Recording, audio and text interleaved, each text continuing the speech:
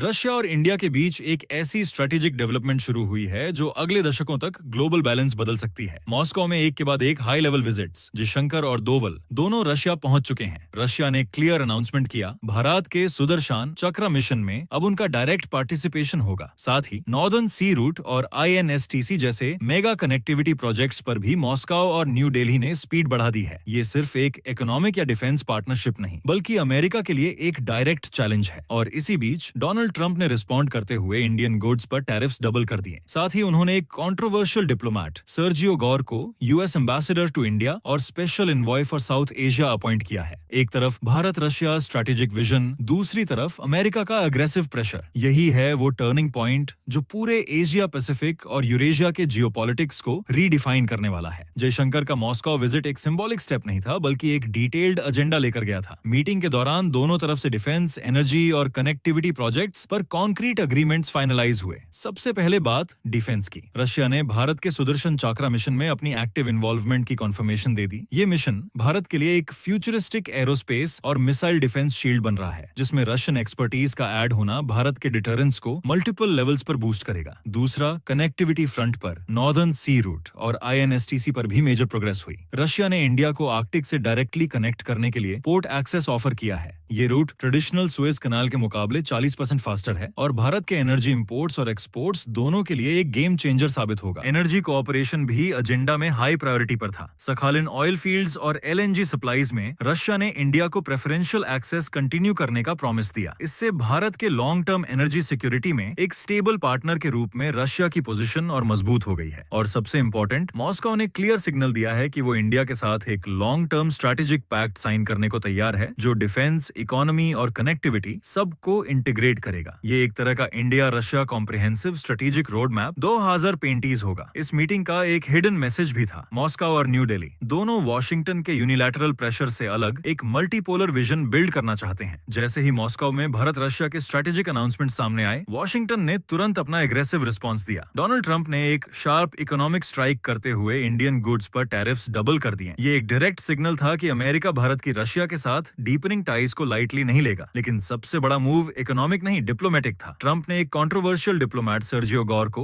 US ambassador to India और special envoy for South Asia appoint किया। ये posting सिर्फ एक रूटीन अपॉइंटमेंट नहीं, बल्कि एक स्ट्रैटेजिक गैम्बल है। सर्जियो गौर पहले से नोन है अपने हार्डलाइन और प्रो ट्रंप पॉलिसीज के लिए। उनका पास्ट रिकॉर्ड वेस्ट एशिया और इंडो पैसिफिक में अग्रेसिव डिप्लोमेसी का रहा है। एनालिस्ट्स का मानना है कि उनकी अपॉइंटमेंट का मतलब है वॉशिंगटन अब डायरेक्टली न्यू दिल्ली पर प्रेशर क्रिएट करेगा, चाहे वो डिफेंस डील्स हों, एनर्जी इंपोर्ट्स फ्रॉम रशिया या फिर regional security issues. American media reports में भी ये बात हाईलाइट हुई कि सर्जियो गौर का मिशन एक तरह से कंटेन इंडिया रशिया एक्सेस होगा। उनकी स्टाइल कॉन्फ्रंटेशनल है और पहले ही उन्होंने प्राइवेट सर्कल्स में इंडिया के रशिया से आर्म्स डिपेंडेंसी पर कंसर्न एक्सप्रेस किया है। इस डेवलपमेंट का एक और साइड इफेक्ट है। भारत के स्ट्रेटेजिक कम्युनिटी में अब डिबेट शुरू हो गई है कि वॉशिंगटन के साथ रिलेशंस बैलेंस करना मुश्किल होगा या इम्पॉसिबल, क्योंकि एक तरफ मल्टीपोलर विजन और मॉस्को पार्टनरशिप और दूसरी तरफ US का इकोनॉमिक डिप्लोमेटिक प्रेशर, दोनों को एक साथ मैनेज करना न्यू दिल्ली के लिए एक टाइट रोप वॉक बन रहा है। जैसे ही भारत रशिया के मॉस्को डायलॉग्स और अमेरिका के काउंटर टैरिफ सामने आए, दुनिया के बड़े कैपिटल्स ने तुरंत रिस्पॉन्स दिया। सबसे पहले यूरोपियन यूनियन ने एक कॉशियस स्टैंड लिया। ब्रसेल्स से ऑफिशियल स्टेटमेंट में कहा गया कि वो भारत के स्ट्रेटेजिक डिसीजंस का रिस्पेक्ट करते हैं, लेकिन सिमल्टेनियसली रशिया के ऑयल और डिफेंस डील्स पर अपना कंसर्न भी एक्सप्रेस किया। ये एक क्लियर इंडिकेशन था कि यूरोप ओपनली इंडिया के खिलाफ नहीं जाना चाहता, लेकिन नेटो के रशिया स्टैंड को इग्नोर भी नहीं कर सकता। चाइना का रिएक्शन सबसे ज्यादा लेयर्ड था। बीजिंग ने सरफेस लेवल पर इसे एक नेचुरल पार्टनरशिप बताया, लेकिन बैकग्राउंड में उनका कंसर्न ये था कि मॉस्को न्यू दिल्ली के बीच बढ़ता हुआ ट्रस्ट उनके बेल्ट एंड रोड प्रोजेक्ट्स और सेंट्रल एशिया प्लान्स को साइडलाइन कर सकता है। चाइनीज मीडिया में कमेंटरी आई कि इंडिया मल्टीपोलर डिप्लोमेसी का फसाड लेकर अपना रियल एडवांटेज एक्सट्रैक्ट कर रहा है। ये एक तरह का इनडायरेक्ट वार्निंग था। मिडिल ईस्ट का एंगल और भी इंटरेस्टिंग था। ईरान ने ओपनली इंडिया रशिया कोऑपरेशन को वेलकम किया, खासकर चबाहार पोर्ट और INSTC के इंटीग्रेशन को। तेहरान के लिए ये एक लाइफलाइन है, क्योंकि इस रूट के थ्रू उनका डायरेक्ट कनेक्टिविटी और ट्रेड का स्कोप एक्सपोनेंशियली बढ़ जाता है। दूसरी तरफ गल्फ स्टेट्स, स्पेशली UAE और सऊदी अरेबिया कॉशियस हैं। उनके लिए इंडिया एक इकोनॉमिक पार्टनर है, लेकिन वो US के कैंप के भी क्लोज एलाइज हैं। इस ग्लोबल चेस बोर्ड में एक चीज क्रिस्टल क्लियर हो गई, भारत अब एक सेंट्रल बैलेंसिंग पावर बन चुका है। हर रीजन की कैलकुलेशन इंडिया के डिसीजंस पर डिपेंड कर रही है और इसी वजह से मॉस्को समिट के बाद भारत की diplomatic diplomatic weight unprecedented level पर चली गई है। मॉस्को डायलॉग्स और वॉशिंगटन के एग्रेसिव रिस्पॉन्स ने भारत के अंदर भी एक इंटेंस डिबेट को ट्रिगर कर दिया है। डिफेंस कम्युनिटी के अंदर सबसे पहला सवाल यह है कि क्या इंडिया को अपने ट्रेडिशनल रशिया पार्टनरशिप को और डीपन करना चाहिए या फिर अमेरिका के प्रेशर को बैलेंस करके एक मिडिल ग्राउंड अडॉप्ट करना चाहिए। मिलिट्री एक्सपर्ट्स क्लियर हैं कि शॉर्ट टर्म में भारत की मिसाइल टेक्नोलॉजी, न्यूक्लियर सबमरीन्स और स्पेस कोऑपरेशन अभी भी लार्जली रशिया पर डिपेंड है, इसलिए मॉस्को के साथ टाइज ब्रेक करना प्रैक्टिकली इम्पॉसिबल है। दूसरी तरफ इकोनॉमिक थिंक टैंक्स का आर्गुमेंट है कि यूएस और ईयू मार्केट्स इंडिया की ग्रोथ के लिए एसेंशियल हैं। अगर वॉशिंगटन टैरिफ्स को और एस्केलेट करता है तो इंडिया की एक्सपोर्ट्स पर डायरेक्ट हिट पड़ेगा। ये एक लॉन्ग टर्म इकोनॉमिक चैलेंज बन सकता है। पॉलिटिकल सर्कल्स में भी डिवाइड सामने आया। कुछ लीडर्स इसको इंडियाज मल्टीपोलर राइज के रूप में देख रहे हैं, एक ऐसा मोमेंट जहां भारत इंडिपेंडेंट डिसीजंस ले रहा है और किसी भी कैंप का फॉलोअर नहीं बन रहा। लेकिन दूसरी कैंप ओपनली वार्निंग दे रही है कि अगर अमेरिका के साथ कन्फ्रंटेशन एस्केलेट हुआ तो इंडिया को डिप्लोमैटिक आइसोलेशन फेस करना पड़ सकता है। पब्लिक सेंटिमेंट भी शार्पली डिवाइडेड है। एक तरफ यूथ और स्ट्रेटेजिक एनालिस्ट्स मॉस्को पार्टनरशिप को एक स्ट्रॉन्ग सॉवरेन स्टैंड मान रहे हैं। दूसरी तरफ बिजनेस कम्युनिटी और एक्सपोर्टर्स अमेरिका के इकोनॉमिक बैकलैश से वरीड हैं। ये इंटरनल डिवाइड एक क्लियर साइन है कि भारत के लिए अभी सबसे बड़ी चैलेंज ग्लोबल नहीं बल्कि डोमेस्टिक कंसेंसस बनाना है। पॉलिसी मेकर्स को डिसाइड करना होगा कि शॉर्ट टर्म डिफेंस सिक्योरिटी ज्यादा प्रायोरिटी है या long term economic growth. Moscow summit और वॉशिंगटन के शार्प रिस्पॉन्स के बाद अब सबसे बड़ा सवाल यह है कि आगे क्या होगा। पहला scenario, strategic consolidation with Russia. अगर भारत अपने डिफेंस और एनर्जी डिपेंडेंस को प्रायोरिटाइज करता है तो रशिया के साथ पार्टनरशिप और डीपन होगी। इसका डायरेक्ट रिजल्ट होगा कि मॉस्को न्यू दिल्ली को hypersonic missiles, nuclear submarine tech और एडवांस्ड स्पेस कोऑपरेशन में एक्सक्लूसिव एक्सेस देगा। लेकिन इसके साथ यूएस और यूरोप के साथ फ्रिक्शन और ज्यादा एस्केलेट होगा। दूसरा scenario, economic balancing with the west. अगर इंडिया इकोनॉमिक स्टेबिलिटी और ट्रेड ग्रोथ को प्राइमरी प्रायोरिटी बनाता है तो उसे मॉस्को के साथ लिमिटेड एंगेजमेंट करनी पड़ेगी। ये एक कॉम्प्रोमाइज होगा जिसमें भारत डिफेंस के लिए रशिया पर रिलाई करेगा, लेकिन सिमल्टेनियसली अमेरिका और यूरोप के लिए अपने मार्केट्स ओपन रखेगा। इस तरह के हाइब्रिड मॉडल को एक्सपर्ट्स कैलिब्रेटेड न्यूट्रलिटी बोल रहे हैं। तीसरा और सबसे bold scenario, India as independent pole. इस मॉडल में भारत दोनों कैंप्स को पैरेलल में यूज करेगा और अपने रीजनल इन्फ्लुएंस को ग्लोबल स्केल पर प्रोजेक्ट करेगा। इसके लिए भारत को defence manufacturing self reliance accelerate करना होगा, एनर्जी डाइवर्सिफिकेशन अग्रेसिवली परस्यू करना होगा और मल्टीलैटरल प्लेटफॉर्म्स जैसे ब्रिक्स, एससीओ और क्वाड को सिमुल्टेनियसली बैलेंस करना होगा। अगर ये मॉडल सक्सेसफुल होता है तो भारत 2030 तक एक ऑटोनोमस ग्रेट पावर बनने की ट्रेजेक्टरी पर आ जाएगा। हर सिनारियो के अपने रिस्क्स और रिवॉर्ड्स हैं। अगर रशिया के साथ कंसोलिडेशन होता है तो सिक्योरिटी स्ट्रांग होगी लेकिन इकोनॉमी वल्नरेबल। अगर वेस्ट के साथ बैलेंसिंग होती है तो ट्रेड सिक्योर होगा लेकिन डिफेंस में डिपेंडेंसी क्रिएट होगी। और अगर इंडिपेंडेंट पोल बनने का पाथ चूज होता है तो चैलेंज सबसे ज्यादा होगा लेकिन रिवॉर्ड भी सबसे बड़ा, एक truly sovereign super power status. Moscow के कॉन्फिडेंशियल डायलॉग्स, वॉशिंगटन का अग्रेसिव रिस्पॉन्स, सर्जियो गौर के डिप्लोमेटिक स्टेटमेंट्स और भारत के अंदर की हीटेड डिबेट, ये सब एक ही चीज दिखाते हैं। वर्ल्ड ऑर्डर रैपिडली शिफ्ट हो रहा है। रशिया के साथ भारत की मीटिंग्स सिर्फ डिफेंस डील्स या एनर्जी कॉन्ट्रैक्ट्स तक लिमिटेड नहीं है। ये एक सिग्नल है कि इंडिया अब सिर्फ रीजनल प्लेयर नहीं बल्कि एक ग्लोबल शेपर बन रहा है। अमेरिका का शार्प रिएक्शन भी इसी वजह से है, क्योंकि वॉशिंगटन को रियलाइज हो रहा है कि भारत अब किसी भी कैंप का साइलेंट फॉलोअर नहीं बनने वाला। डोमेस्टिक लेवल पर चैलेंज और भी कॉम्प्लेक्स है। डिफेंस और इकोनॉमिक प्रायोरिटीज के बीच एक टफ बैलेंसिंग एक्ट चल रहा है। पॉलिसी मेकर्स को अब डिसाइड करना होगा कि किस डायरेक्शन में भारत को पुश करना है, शॉर्ट टर्म सिक्योरिटी या लॉन्ग टर्म ग्रोथ। फ्यूचर के 3 पॉसिबल सिनेरियोज भी क्लियर हैं। या तो भारत रशिया के साथ कंसोलिडेट करेगा, या वेस्ट के साथ बैलेंस मेंटेन करेगा, या फिर एक इंडिपेंडेंट पोल के रूप में अपना ग्लोबल आइडेंटिटी एस्टैब्लिश करेगा। हर पाथ रिस्की है, लेकिन एक चीज सर्टेन है, जो भी डिसीजन भारत लेगा वो सिर्फ अपना फ्यूचर नहीं बल्कि ग्लोबल जियोपॉलिटिक्स का पावर मैप भी रीडिफाइन करेगा। और इसी वजह से आज की जियोपॉलिटिक्स में सबसे बड़ा सवाल यही है, क्या भारत अगले कुछ सालों में एक ग्लोबल सुपर पावर बनने की राह पर एक्सेलरेट करेगा या फिर वेस्ट के प्रेशर में अपनी मल्टीपोलर आइडेंटिटी को कॉम्प्रोमाइज करना पड़ेगा। नीचे कमेंट्स करके आपकी ओपिनियन हमें जरूर बताएं।